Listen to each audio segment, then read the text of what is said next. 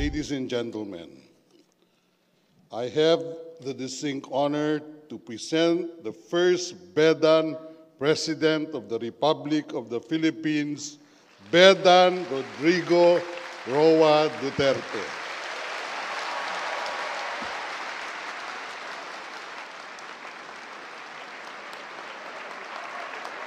Kindly sit down. Thank you for your courtesy. Executive Secretary Salvador Medaldia is also a Bedan. Commission on Higher Education Officer in Charge, Prospero de Vera III, and the other members of the Commission. Very Reverend Father Aloysius Maranan, Rector of the San Beda University President, Benedictine monks, Board of Trustees, and the distinguished members of the Academy, the proud parents, and the graduates to whom this moment rightfully belongs. Other distinguished guests, ladies and gentlemen, I have 2 pages actually, and I could read it in about maybe a minute and a half. Kakahiya, no?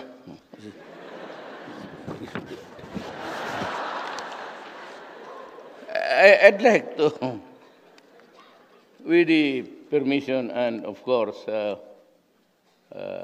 my apologies to the Holy Fathers and Brothers of the Benedictine community.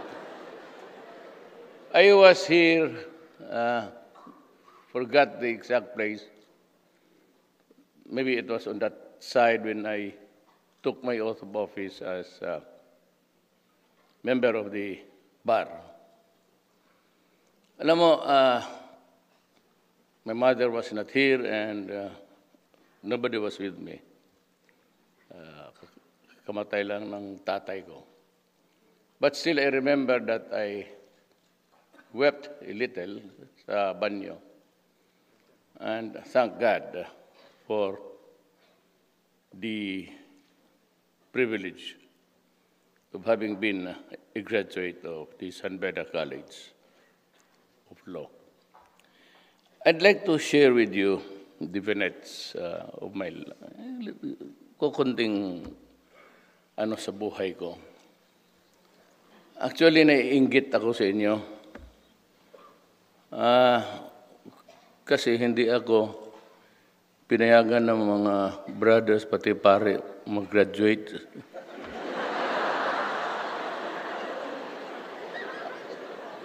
I was not allowed to take part in the graduation exercises because on the last days of for the year, mag-graduate na, we're practicing yung ensayo na kung paano mag-ano ng diploma, to take a bow. And then suddenly, there was this happening inside the school. Huwag na natin pag-usapan yon. Kasi magagalit yung pare, pati. So I got expelled. So I was not allowed to join the graduation. So ako naman, umuwi na lang sa Davao because at that time, expelled ako. Anong nanay ko nagtanong, sabi niya, Rodrigo, kailan ba ako pupunta ng Maynila? But I kept assuring her that graduation was coming and, as a mother, excited as I was, she was in a hurry. Sabi niya, noon kasi tawagan lang sa probinsya, you call PAL and place a reservation. Pagdating mo sa airport, bayad lang. That was the time and that was the environment. So, sabi niya, mukhang may graduation ata, nabasa ko sa newspaper. Sabi ko, ma, sabi kasi ng pare, magulo. Magulo talaga ang Mindiola noon. We were the martial law lawyers. We took the bar under immense pressure. You know, every 300 meters, andoon yung Metrocom. At lahat yung matataas na buhok, ginupitan. Those were the times, so it was not really good for anything except maybe to go home and relax. Sabi ko, masabi ng pare kasi magulo ang Mindiola. And may mga pillbox kung saan-saan naglipad. Nagmisa lang kami sa Abbey Chapel at binigyan kami ng diploma na wala naman laman.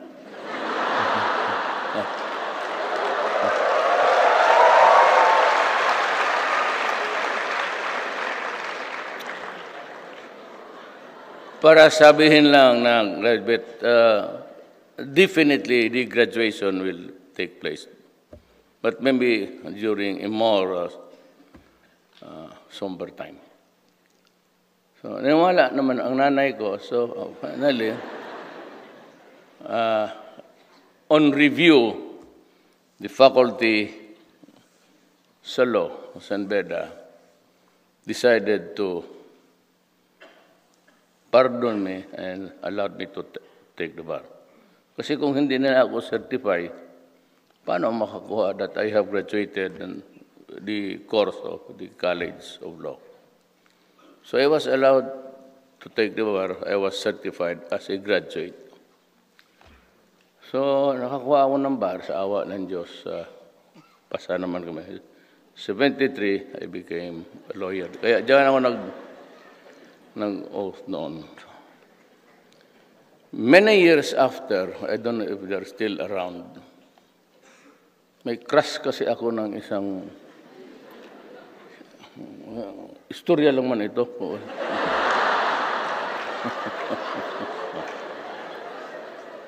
She was that lady na makita mo doon sa St. Alsem's building, if you go up, yung babae na, I don't know if he's still around. Yung babae doon nakaupo, na may lunal dito. Kasi kung nandito pa siya, pakasalan kita ma'am pag nabiyuda ka na. Talagang crush kita. And every time that mag-akyat ako, tinitignan ko siya, alam niya na may gusto ako sa kanya. Ang problema, hindi ko alam kung may gusto siya sa akin. From a distance. But she knew that I was her admirer. So yung pag-akyat mo, mayroon doong window, parang, I don't know if it's the cashier, pero doon sa left side, paakyat. Ma'am, if you are still around, can I just maybe shake your hand? I don't know, teacher. So, many years after, wala man tayo after my speech, nobody talked. Oh, so would you rather that we go home? Pwede mag-chismis muna tayo dito. Istorya man ang itong graduation kasi. Many years after, pumunta sila sa Church of Transfiguration. You guys from San Beda, if you have time, you travel to Bukidnon. There's a church there called the Transfiguration Church. And every afternoon, yung mga monks natin kumakanta. At every time that I passed by, in the years that I was mayor of Davao, dumadaan talaga ako, makinig lang ako sa kanta nila. And how they can sing. So, pumunta doon ang mga teachers, they called it immersion, I do. But the late Father Lacson was with them. Tapos usap sila na, yung sa Davao was just a few more kilometers, Davao ka na. So sabi nila, punta tayo ng Davao. Kasi yan si Mayor Berdan. But at that time, I was in Taiwan. Ang problema, pagdating doon, there's a small community of Bedans. Walang, most of them are graduates of inferior schools. One in Diliman, the other one is in Padre Paura. Kukunti lang kami taga San Beda, but two of them was the Aquino family. Quite rich until now. So siya ang nag-blow out. So lahat ng Bedan niyaya. Nagsiputan doon lahat. Sabi na wala man si Mayor, we will invite the mother. Di ang mama ko pumunta noon. Nung nakausap, pinakila, Father Lacson, ito yung nanay ni Mayor Duterte. Sabi ng nanay ko, Father, yung graduation nila Rodrigo.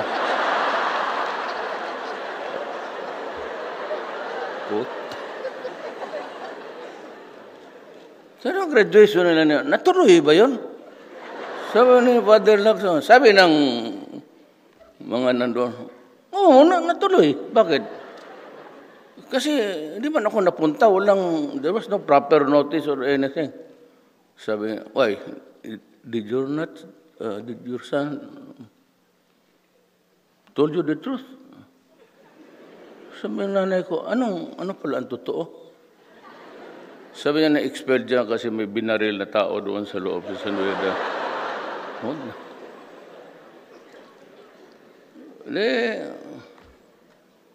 Nung pagdating ko, I was confronted by my mother.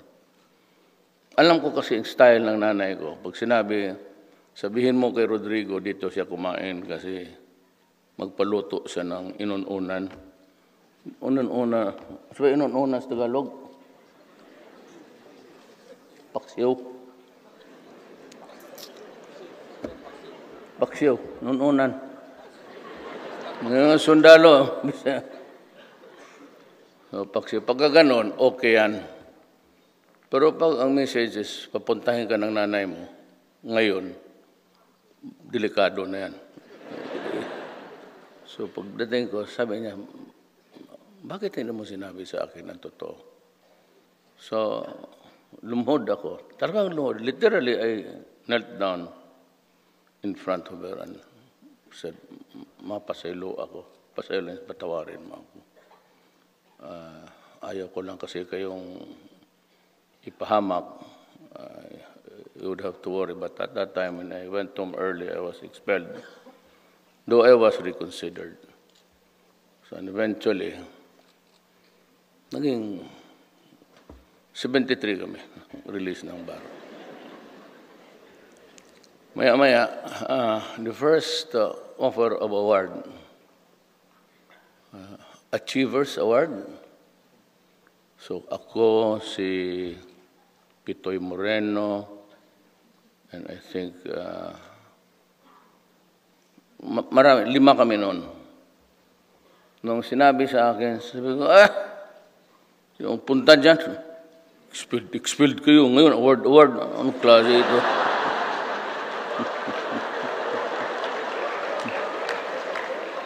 So, hindi ako pumunta. Tapos, second time, kita-kita kami, Fred Lim. So, bakit di ka sumipot doon? Pinatawad ka na nga, ikaw pa yung suplado. So, the next time I was given this award, sumipot ako. Tapos, this is my first time with you actually. But, yung previous alumni, kita-kita kami, I was awarded. Karami kong, you know what, hindi ko kayo niluloko Ni sa pag-aral ko ni Tansan, walang nagbigay sa akin. Ngayon, yung San Beda, may ito yung trophy. Tapos ngayon, now, introducing the Hall of Fame, Rodrigo Duterte. So may medalya, kalaki, pati plaque. Sabi ko, sino pa ang nasa Hall of Fame? Sabi niya, wala, ikaw lang mag-isa. Well, anyway, I would like to thank the Benedictine community for such a wonderful show of mercy. Ika nga, ano yung sabi ni Shakespeare? The act of mercy is never strained, something strained. Yung hinahasa. And I got back being an awardee. Pero sa scholastic, patay. Kung hindi nyo sirain yung Mindiola Bridge, yung sa kanto, saan ang College of Law? Sos Mariusep. Walang ginawa yan kung galing slavery. Yan yung Mindiola, yung bridge. Pagbaba mo, Ligarda. Yung kanto, nandyan pa? Chilled beer.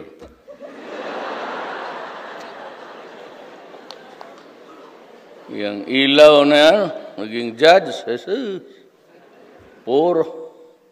Clavicelia he used to be the judge of Naga. Doon kami sa kaya sayang ito sila di dumaan kay Solidom. May ako dyan. Ito si Rene, ang may-ari nito. Beda niyan. Where are you, Rene? The president of the...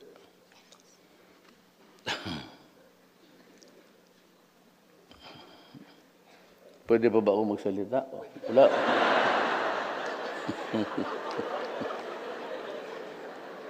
Wala man akong iyabang. Walang medalya, wala lahat. So, ito na lang yung kasi late tag rin ako eh. Noon is Veronica. By the way, Sebastian, yung youngest son ko, beda niyan. Walang ginawa kung hindi maghabol ng babae hanggang ngayon. Kagaya na trabaho na tatay niya noon. For this one is worse. Paragi kaming may dynamics yan kasi may mga anak eh. So, well anyway, itong sa, well, I was forgiven. Yun ang platform ko. I was proud to be called the Bedan. Itong anak ko, gusto na rin mag-aral dito. Gusto niya magtira dyan. Sabi ko na, you're better off with your mother sa Davao. Sabi niya, pa, yan bang matanda na yan nandyan sa kabinet mo? Sabi ko, sino na? Yan yung matanda na Bisaya. So, si Leonor Briones. So, yan. Di ba, Bisaya yan. Sabi ko, sabihin na, ano man nakain niya? Bakit hinabaan niya itong kurso namin K-12?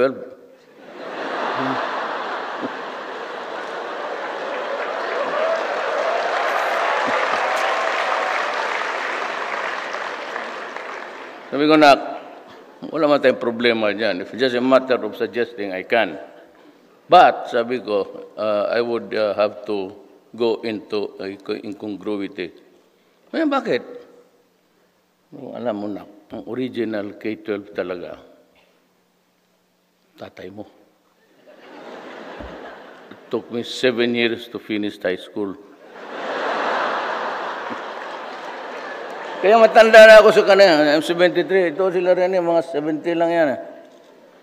Kasi well, including the scholarship of Soroy and Soroy is Lakwatsa, took 7 years actually.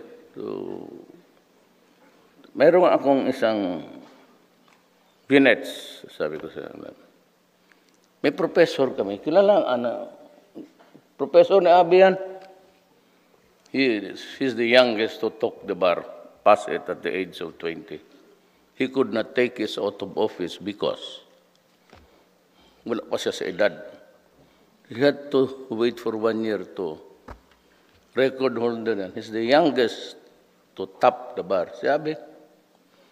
Pero dumaan ka ba, sir, kay Solidom? Ha? Itong solidom na ito, galing ito Capiz, Justice. Ang boses nito, may mga taga-law school, ang boses nito, yung boses, shrill. That's what, shrill. And he could only pronounce the last syllable. Bete!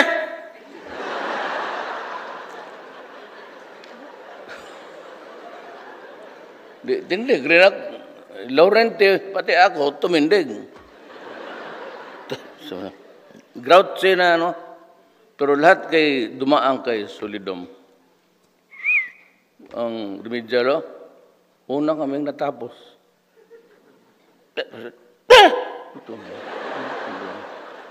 Tapos tumindig kami, sabi niya, oh, God damn it,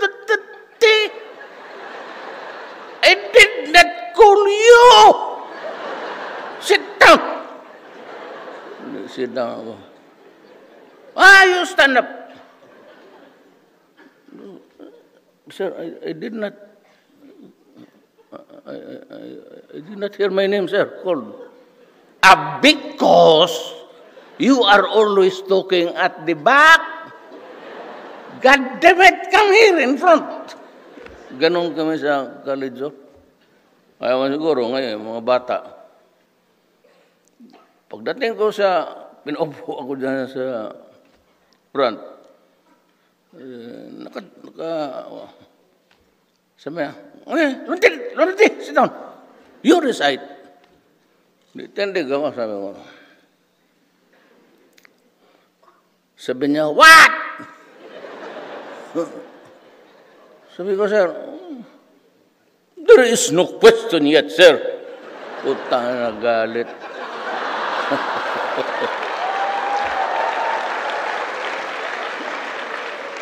Sabi ba ng matanda, kaya gano'n ako, God damn it, Duterte, do not scratch your head and scatter your dandruff in this room. Keep it on your head, that is the only one you have.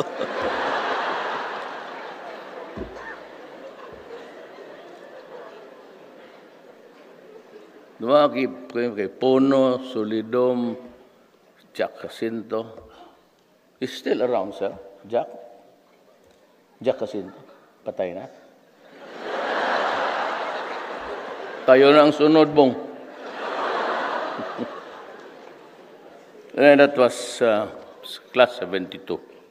But tatlo sa amin ang pumasok sa that's a record. San Beda naman, 1 or 2, but every year, meron talaga yan, 2, 3. Sa amin, 3 ang pumasok ng top 10. Star-studded yung klase namin. So, may I now read the piece that was prepared by Diyan lang yan, the PMS, yung Presidential Management Staff. Kasi pag hindi, nagsasabi yung kagod. Hindi mo lang rin pala pagbasa, papagawa pa lang. So, in fairness, I congratulate our graduates for reaching this remarkable milestone in their academic journey. Today, we do not celebrate their hard work, determination, and triumph, but also wish them all the best as they begin their journey towards the realization of their dreams. I also laud San Beda for the successful culmination of its first batch of graduates as a university. This accomplishment serves not only as a testament to the school's commitment to academic excellence and innovation, but also as an inspiration to contribute further for the long-term progress of higher education in the country. Let this milestone remind us of the indispensable role of education in charting the course of our youth's future, in harnessing their potential to become outstanding individuals, Indeed, the graduates have done a great job in channeling their passion into endeavors that enrich their respective vocations. May they continue to contribute to our nation's progress as they join our country's workforce and become productive members of society. As the university marks another chapter in its long history, I trust that you will become more invigorated to demonstrate the Benedictine principles that have guided you and us, kami, in your respective pursuits. Serve as examples of servant leadership among your peers, and let your enthusiasm and humility propel you towards further success as you build your respective careers. This remarkable success of our fellow Bedan alumni in various fields and professions is truly a positive indication of our contributions to our country's continuing path to sustainable progress. With your determination to cultivate your talent and skills, I am confident that you can contribute further to the betterment of your respective communities and industries. As one Bedan community, let us work together in forging a stronger citizenry who proactively respond to the call of the service of our country and people. As you leave the halls of your alma mater, I ask you to join me in our shared task of uplifting the well-being of our people and looking after the welfare of the poor and the marginalized. Hand in hand, let us march towards a more peaceful and progressive Philippines. Again, congratulations to the class of 2018. Mabuhay kayong lahat at ako'y sumasaludo sa inyo.